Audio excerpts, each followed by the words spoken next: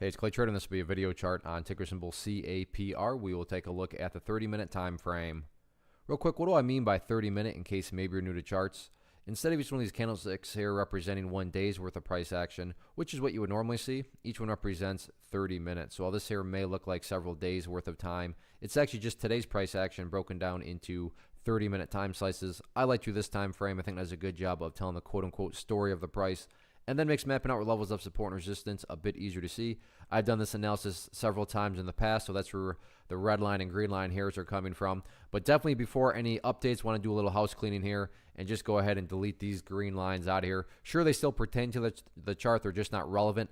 And from a presentation standpoint, I don't want to risk causing clutter and confusion. So I want to try to just keep this as clean as possible. So first update that needs to be made comes from a foundational principle in charting, which states when levels of resistance are broken and closed above, you want to see them act as support. So for those of you that maybe remember the last video I did, talking about 250 as resistance, that was obviously broken today. And then you could throw this example right into a textbook. I mean, like I said, when levels of resistance are broken, which it was right there, you want to see them act as support.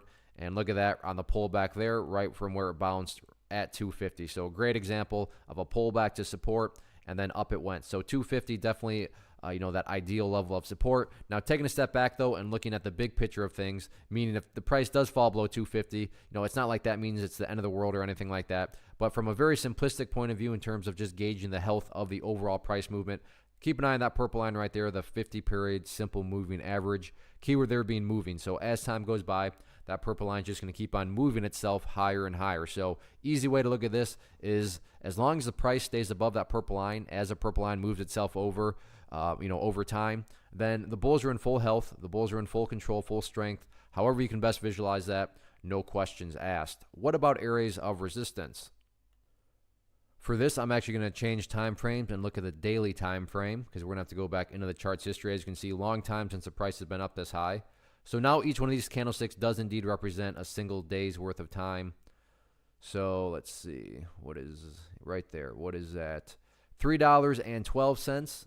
And then I'll add one more just in case this beast mode continues after $3.12, then up there at $3.40. So all in all, as long as the price keeps on building higher bases like it's been doing, then this is going to continue to draw an eyeball. So very powerful way to close out the week. We'll see if this momentum can continue on Monday.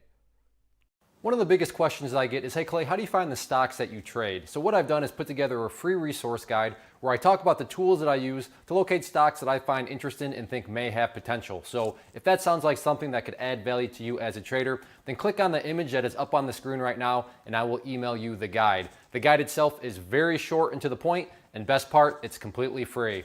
Thanks for watching the video. Let me know if you have any questions.